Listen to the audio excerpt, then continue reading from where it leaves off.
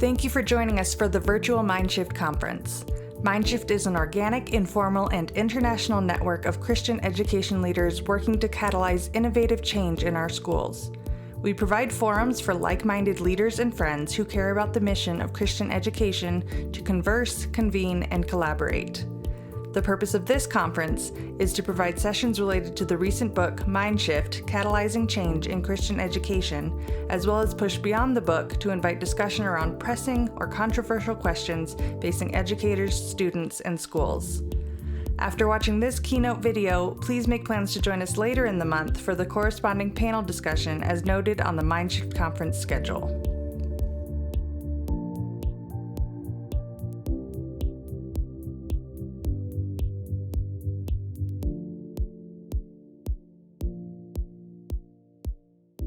Hi, everyone. My name is Justin Cook. I work with Advanced Christian Schools Association as the Director of Learning there, supporting about 81 schools across Ontario and Eastern Canada.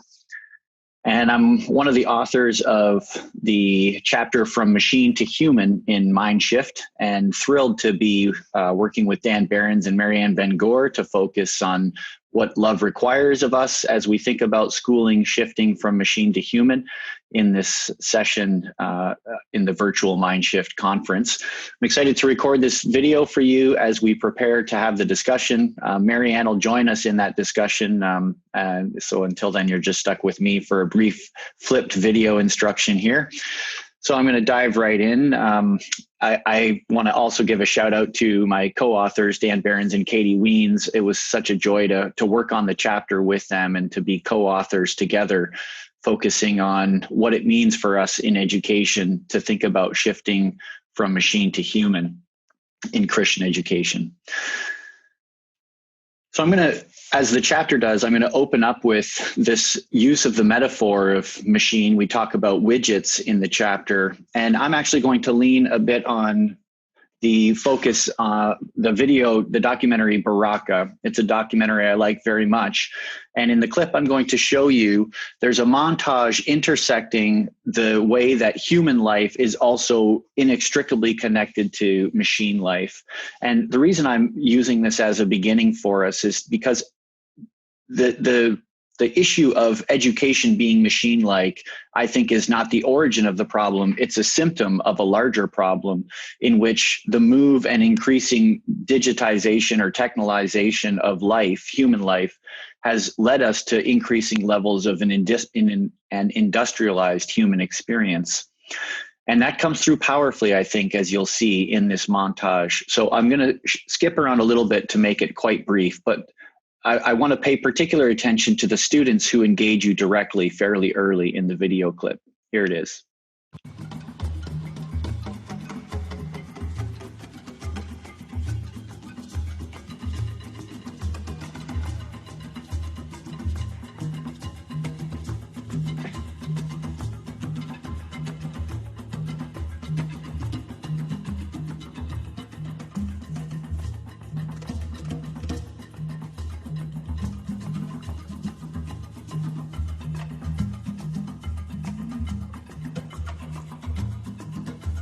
So we see here especially where the intersection of the factory and the efficiency of it starts to come into play with this fast-forwarded video image of this young man. And if we skip forward just a little bit, you'll see how it starts to broaden out to include even more human beings within this factory setting. And then once again, even more human beings as we zoom out. All these women working furiously. And at the very end, the video finishes with this sense of this with this sense of mechanical breath.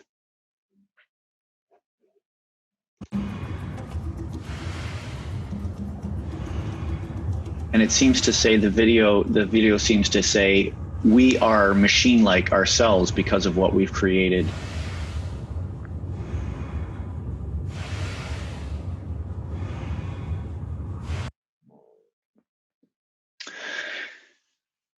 So as I mentioned in the beginning there, the documentary makers focus on these three young women looking at us, engaging us, imploring us to think about how to humanize not just their education experience, but life as they grow older and move more fully into the world that has been formed around them. And this idea of education as machine-like has been explored by a few really, I think, powerful sources. One of them you may know is Rex Miller, who's I'm sure involved in our conference. Along with Bill Latham and Brian Cahill, he's written Humanizing Education Machine, which dives very concretely also into this topic of moving from machine to human. I recommend the book very highly. Another source I think that's dynamic is Philip Schlechte. He's written a book called Engaging Students, and this graph reveals these various metaphors, the guiding metaphors that we might use to think about school, from its very worst possible guiding metaphor as prison at the very bottom, through warehouse, factory, professional service delivery, and then finally the ideal, what he calls the learning organization. And if we zoom into comparing these two roles, the school as factory versus learning organization, we see the way that students are viewed differently. In the factory model, they're just raw material and product that need to be shaped and then spit out. They're passive in this, and the teacher and the principal act as skilled worker and shop foreman. Compare that to the student in the learning organization, who's a willing participant, a volunteer even as a knowledge worker, a partner, and the principal is the leader of leaders. And in this classroom, there's highly engaged students and adults working together, creating, evaluating, analyzing, and applying, thinking about those Bloom's taxonomy and moving all the way to the very top. So I appreciate very much this metaphorical comparison of school one way or the other.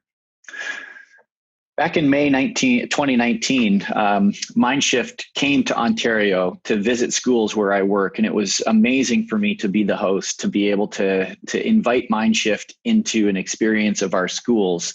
And while we were there, we had a session led by Will Richardson for Modern Learners, and I really appreciated it. And the next few slides come directly from Will. And he asked the question, what should learning look like for preparing students in the future?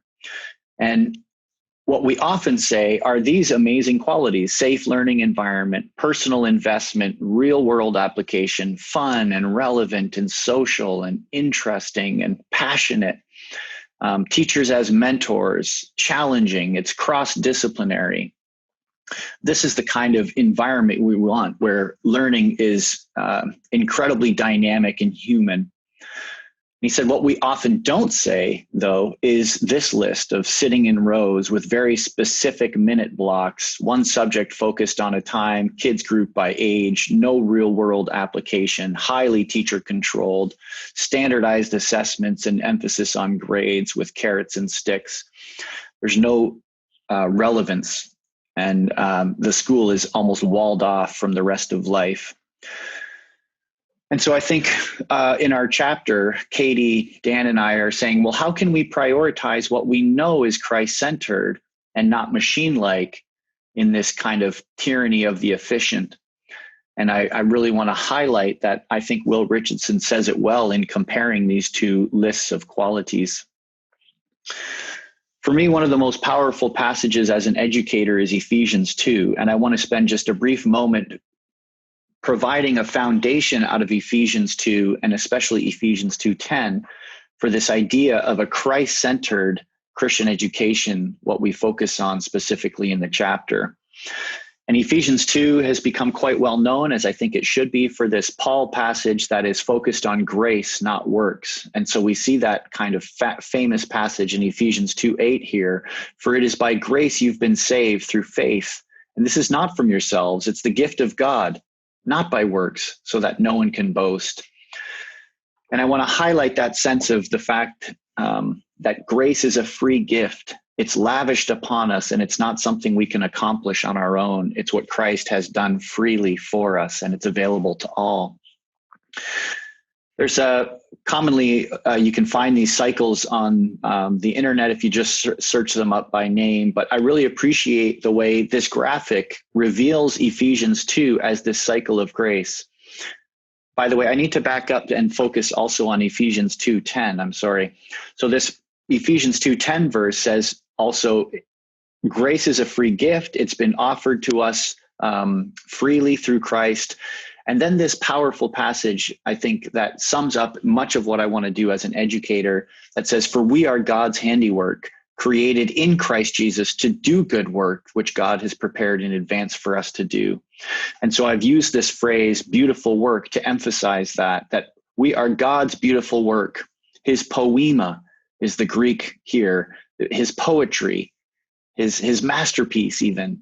And we are God's beautiful workers, and we've been made to do beautiful work that he's prepared in advance for us to do. And that's not coming with the sense of pressure, but with a sense of grace and freedom and possibility and creation. So again, back to the cycles, you see that represented here in this cycle of grace in Ephesians 2. So first and foremost, we're accepted. That acceptance sustains us through Christ's presence in our lives and the Spirit. That gives us our identity and a sense of significance. And then finally, in Ephesians 2:10, based on all of these things being accepted, sustained, and having an identity, then we can do something meaningful in service. Then let's accomplish something together and achieve it. Now, so often, I think education is at fault of reversing this cycle of grace to a cycle of grief. And first and foremost, we often are so focused on the achievement that we start there. We say, you have to achieve something if you're going to be worthy. And that achievement is what defines your identity. And so you're driven. And then if you do manage to accomplish something, then finally you're accepted. And I think it's not just children who are at risk of living this cycle of grief, but all of us as educators, as human beings, we have this default assumption that it is by works that we're saved. And so we have to earn it. You have to earn it. And I want to highlight this sculpture by Giuseppe Pannoni, The Hidden Life Within, where each year of this tree trunk, you notice that Pannoni has discovered that sapling right in the center of this centuries-old tree trunk. And I imagine this metaphorically thinking about a human being, you or me or a student. And year after year, we go through cycle after cycle, ring after ring. And my question for us is, are those rings, those cycles of grace, or are they cycles of grief? And think about the impact of that difference year after year on a person's identity. And so a Christ-centered education would offer a student an incredibly grace-filled cycle year after year, grade 1, 2, 3, where the kid is loved and known and welcomed and given incredible opportunities to exercise her gifts in really dynamic, powerful ways as co-partners as partners in Christ's kingdom. So this version here by our friends at the Society for Christian Schools in British Columbia, this poster is made by them. It explores these levels of possible visions for community, moving all the way from exclusion through segregation, integration, inclusion, all the way to belonging, where each of us is different, we're unique, we're that unique color, but all of us have together this sense of identity as a group. And I think Halton Hills Christian School, which we focus on as the case study in our chapter, epitomizes this sense of community as belonging. So I'm excited to introduce you to Halton Hills. That's Marianne with some of her former students. And by the way, Marianne's no longer the principal of Halton Hills Christian School. She just moved on from that role this past year, but certainly when Mindshift came to visit, she was our host along with her staff. And they had focused on this goal as a staff.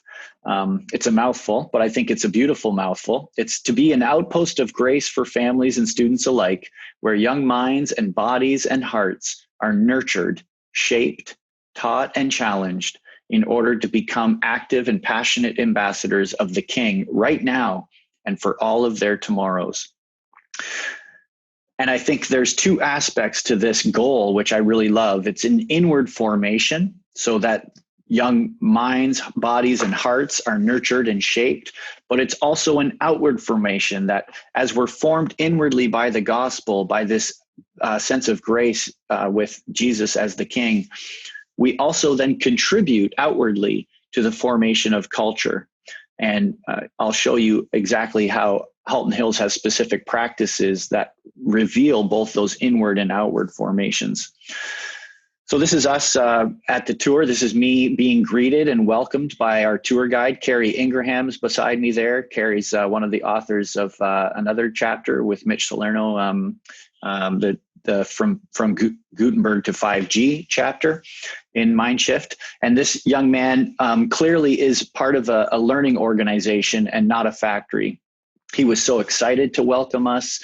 He had the social emotional maturity and skills to look us in the eye and to offer us an incredible tour through what was his school, not Marianne's school, but his school, and to show us examples of what you'll see as I walk us through this inward and outward formation.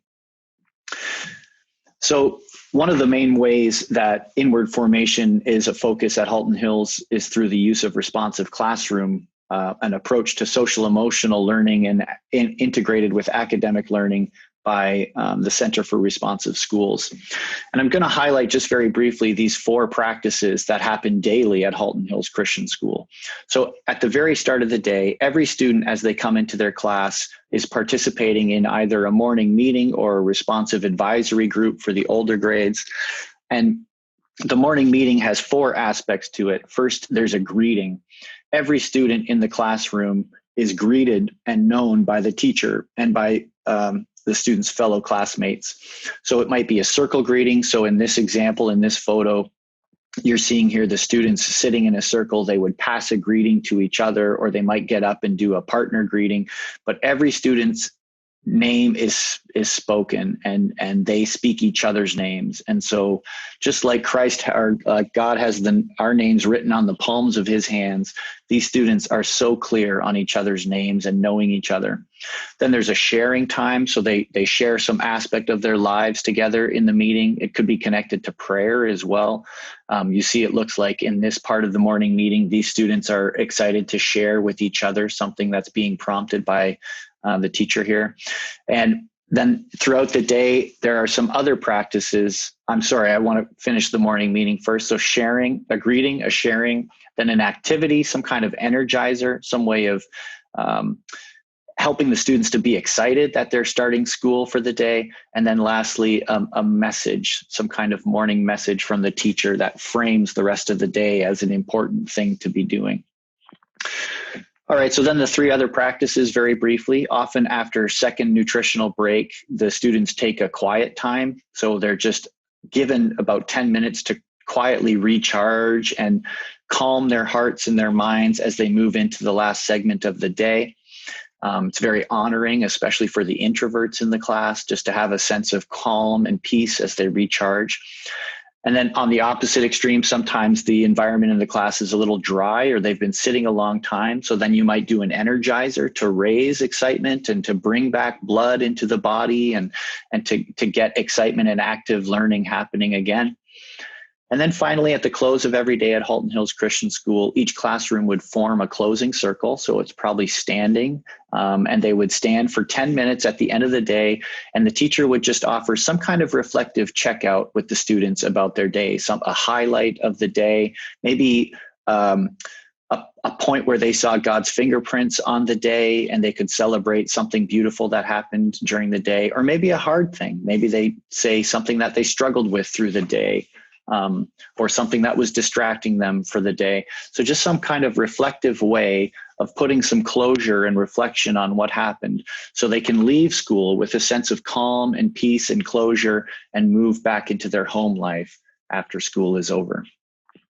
So that's inward formation. There's lots of other ways that I think Halton Hills Christian School does an incredible job of focusing on inward formation. Just one last quick example. All grade 8 students also do a presentation of learning at the end of their career at Halton Hills Christian School. And so they'll talk to their parents and some teachers as a bit of a panel or as a community of support and share how their character has been shaped in their time, how they feel like God is shaping them and moving them forward in their lives. And so that inward formation is very much linked to the most significant graduation requirement, which is this presentation of learning at the end of every student's career at Halton Hills. So the second part of formation that I want to focus on is outward formation. And by the way, these practices are not limited to Halton Hills. They're being lived into in many other schools across Ontario, which fills me with a great sense of pride and excitement. And collectively, many schools are pursuing what is, for us, formed by the Christian Teacher Academy, a Christian approach to project-based learning and beautiful work. And so you see here, probably from 2019, the promotion of open house and celebration of learning, the actual sharing of the beautiful work that the students at Halton Hills Christian School had done for that year. So a 2-hour full community event. And I've had the privilege of attending a number of these myself, which have been just incredible. So leaning on the work of Ron Berger here, Ron Berger says that audience for student work is incredibly important. And that's what creates motivation and engagement and a sense of satisfaction and some stress, I would say, for students at times. But the least engaging, the least motivating audience for student work is to present to a teacher to fill a requirement. You and I marking the student work is the least engaging aspect of school. That's much more machine-like in terms of the cult of grades and efficiency. And if we move up this scale, we get to much more of a kingdom focus, a Christ-centered focus of being service to the world. And that's where we see this real equation work, where it's like real work or beautiful work is to do meet real needs for real people. And I think that's powerful and true at Halton Hills Christian School. So let me just give you a few brief examples. These students in grade 5-6 a number of years ago published a book called From Chains to Freedom, where they were looking at the historical and modern day issue of slavery. They had partnered with International Justice Mission Canada to learn more about how slavery still exists today. They published this book together. Each student wrote a chapter, a story that they contributed to the book. Collectively, they made the book as a class and then read excerpts at book exhibitions and book launches and sold copies of the book. And I also bought a copy. And all the money that they raised went back to International Justice Mission Canada to free modern day slaves. So just an incredible way that the students are doing real work that meets real needs for real people. This is a much more playful example. So now we're zooming down into the JKSK class. And I love the way this sign for the classroom celebration of learning was written in the student's hand, not in an adult's hand. Entomologist Learning Center. It says there, ran out of room a bit with the big word entomologist there. And you see the driving question on the door looking sideways. How can we as entomologists design an insect to help God's creation? And the students are scattered throughout the room showing the community members of their insect that they designed with all the body parts that they learned as actual entomologists. It's a big word and a big mouthful for me. Another example of a project, this is more about the study of geography and the town of Georgetown. So you can see the driving question there. How can we as class historians create a walking tour of the historic homes on Queen Street in Georgetown, Ontario? So the guides there on the bottom of the table are the actual walking tour guides for moving through these 9 homes to learn more about the history of their own community. Again, real work for real people.